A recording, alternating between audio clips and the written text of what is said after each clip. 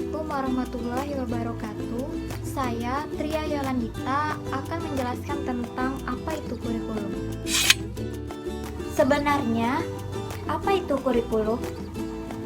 Kurikulum adalah kumpulan rencana, tujuan, materi pembelajaran, dan bahkan cara mengajar yang digunakan sebagai pedoman oleh para pengajar demi tercapainya tujuan akhir pembelajaran.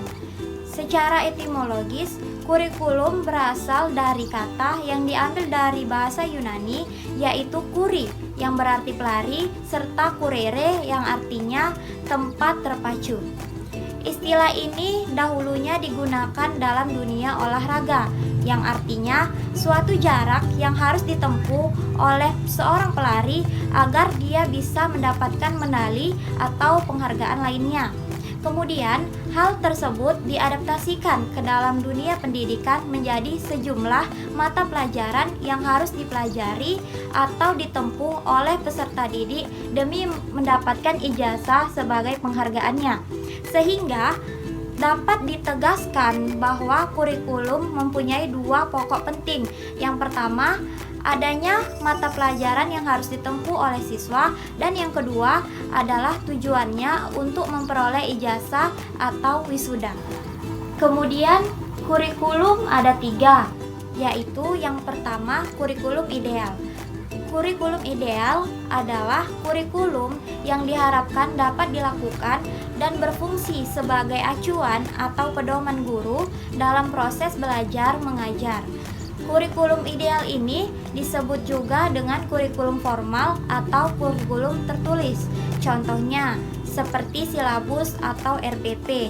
Di dalam RPP terdapat rencana-rencana pembelajaran yang harus dicapai pada periode yang telah ditentukan. Kemudian yang kedua ada kurikulum aktual, yaitu kurikulum nyata yang dapat dilaksanakan oleh guru sesuai kondisi yang ada. Contoh, ketika suatu sekolah memiliki mata pelajaran listening, maka para peserta didik tentunya membutuhkan yang namanya laboratorium bahasa. Nah, jika sekolah yang menerima kurikulum seperti itu adalah sekolah yang memiliki fasilitas yang lengkap atau sekolah yang memiliki lab bahasa, tentu saja kurikulum tersebut bisa dijalankan dengan baik sesuai tuntutan. Namun, ketika kurikulum itu diterima di sekolah yang tidak memiliki fasilitas lengkap atau tidak memiliki lab bahasa, tentu kurikulum seperti itu tidak dapat dijalankan. Jika kondisinya seperti ini, maka ini tergantung kebijakan sekolah. Kebijakan sekolahlah yang dapat menentukan kurikulum aktual seperti ini dapat dipakai atau tidak.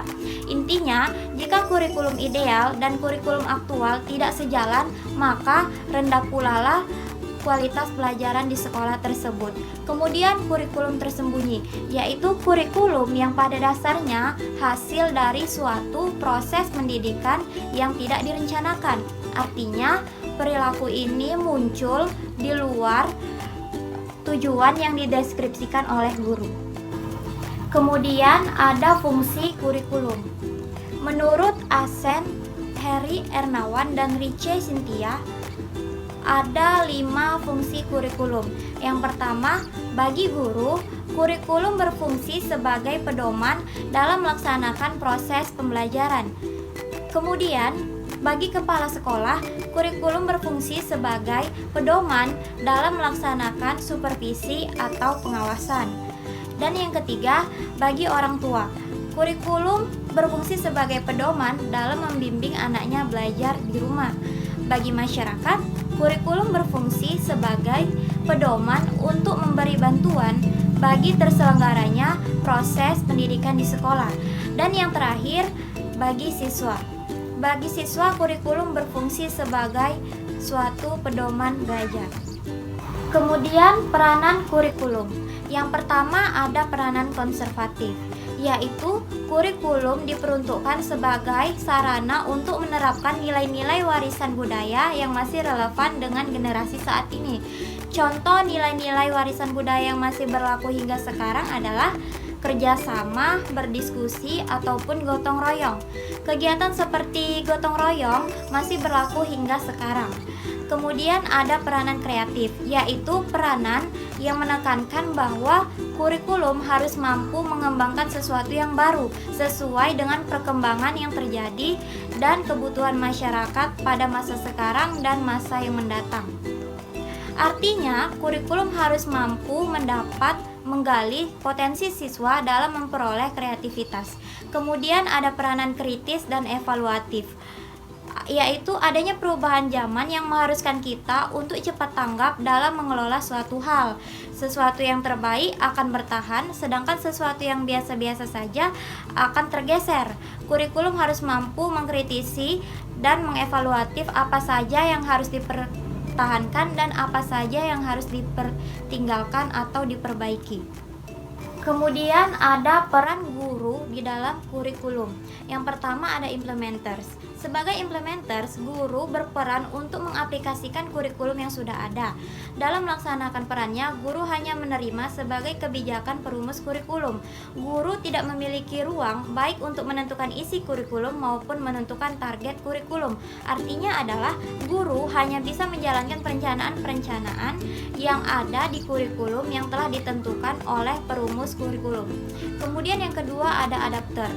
Adapter lebih dari hanya sebagai pelaksana kurikulum, tetapi sebagai penyelaras kurikulum dengan karakteristik dan kebutuhan siswa dan kebutuhan daerah. Contohnya adalah seperti di kurikulum aktual, yaitu di suatu sekolah memiliki mata pelajaran yang namanya listening. Jadi, jika suatu sekolah tersebut tidak memiliki lab bahasa, maka peran guru di dalam kurikulum ini adalah untuk menyesuaikan dengan kondisi yang ada. Solusinya adalah ketika tidak memiliki lab bahasa, guru bisa menggunakan dengan loudspeaker sehingga kurikulum tetap dapat dijalankan dengan baik, dan peranan adapter di sini lebih luas cakupannya daripada implementer. Kemudian ada developers. Peran guru sebagai developers yaitu memiliki kewenangan dalam mendesain kurikulum, bukan saja untuk menentukan tujuan dan isi pelajaran yang akan disampaikan, akan tetapi juga menentukan strategi apa yang harus dikembangkan serta bagaimana mengukur keberhasilannya. Kemudian guru sebagai researcher, sebagai fase terakhir di mana peran guru sebagai peneliti kurikulum. Peranan ini dilaksanakan sebagai bagian dari tugas profesional guru yang memiliki tanggung jawab dalam meningkatkan kinerja sebagai guru. Kemudian landasan kurikulum. Yang pertama, landasan filosofis. Landasan ini diambil dari kata filsafat yang berasal dari bahasa Yunani kuno, yaitu kata philos dan sophia. Philos artinya cinta yang mendalam, sedangkan sophia artinya kearifan dan kebijaksanaan. Dengan demikian, diartikan sebagai cinta yang mendalam akan kearifan. Secara populer, filsafat sering diartikan sebagai pandangan hidup suatu masyarakat atau pendirian hidup bagi individu. Ada 4 fungsi filsafat dalam proses pengembangan kurikulum. Yang pertama, filsafat dapat menentukan arah dan tujuan pendidikan. Filsafat sebagai pandangan hidup atau value system, maka dapat ditentukan mau dibawa kemana siswa yang kita didik itu. Yang kedua, filsafat dapat menentukan isi atau materi pelajar yang harus diberikan sesuai dengan tujuan yang ingin dicapai. Yang ketiga, filsafat dapat menentukan strategi atau cara pencapaian tujuan. Yang keempat, melalui filsafat dapat ditentukan bagaimana menentukan tolak ukur keberhasilan proses pendidikan. Kemudian yang kedua ada landasan psikologis. Landasan psikologis pengembangan kurikulum berhubungan dengan psikologis anak didik, di mana memiliki keunikan, perbedaan, baik perbedaan minat, bakat, maupun potensi yang dimiliki sesuai dengan pengembangannya. Maka kurikulum memperhatikan kondisi psikologis perkembangan dan psikologis perkembangan belajar anak. Kemudian landasan sosiologis dan teknologi. Sekolah berfungsi untuk mempersiapkan anak didik agar mereka berperan aktif di masyarakat. Oleh karena itu, Kurikulum sebagai alat dan pedoman dalam proses pendidikan di sekolah harus relevan dengan kebutuhan dan tantangan masyarakat. Selanjutnya, sejarah kurikulum. Pada zaman Belanda, pelaksanaan pendidikan dan persekolahan memiliki ciri khas, yang mana kurikulum pendidikan diwarnai oleh misi penjajahan Belanda.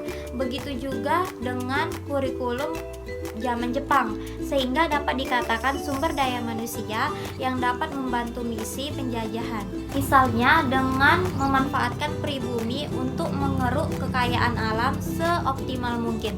Sedangkan Jepang dengan Asia Timur Raya dalam membantu misinya untuk peperangan. Ada 3 fase dalam kurikulum. Yang pertama, masa prakemerdekaan.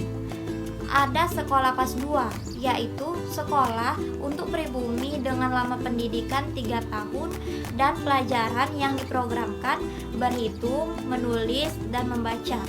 Kemudian ada sekolah kelas 1, yaitu untuk anak pegawai pemerintah Hindia Belanda. Lama pendidikan awalnya 4 tahun, kemudian 5 tahun, dan akhirnya 7 tahun. Tujuannya untuk mendidik pegawai-pegawai rendahan untuk keperluan kantor-kantor pemerintah dan kantor-kantor perdagangan. Kemudian, pada masa kemerdekaan ada kurikulum 1947, kurikulum 1952, kurikulum 1964, kurikulum 1968, kurikulum 1975, kurikulum 1984 atau CBSA, serta kurikulum 1994. Yang paling terkenal di masa kemerdekaan ini adalah kurikulum 1984 atau CBSA, atau cara belajar siswa aktif.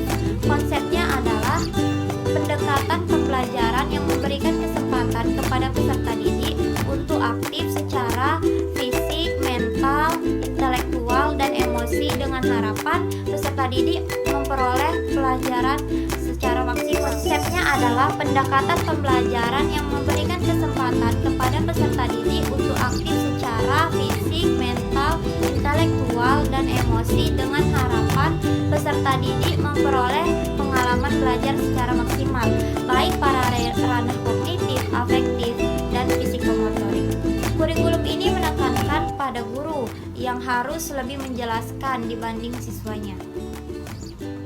Kemudian ada era reformasi, yaitu ada kurikulum berbasis komputer atau KBK, kemudian kurikulum tingkat satuan pendidikan atau KTSP, serta kurikulum 2013. Pada kurikulum 2013 ini memiliki konsep bahwa peserta didik harus lebih kreatif dan aktif, sedangkan guru hanya memberi pengarahan saja. Sekian dari saya, semoga bermanfaat. Wassalamualaikum warahmatullahi wabarakatuh.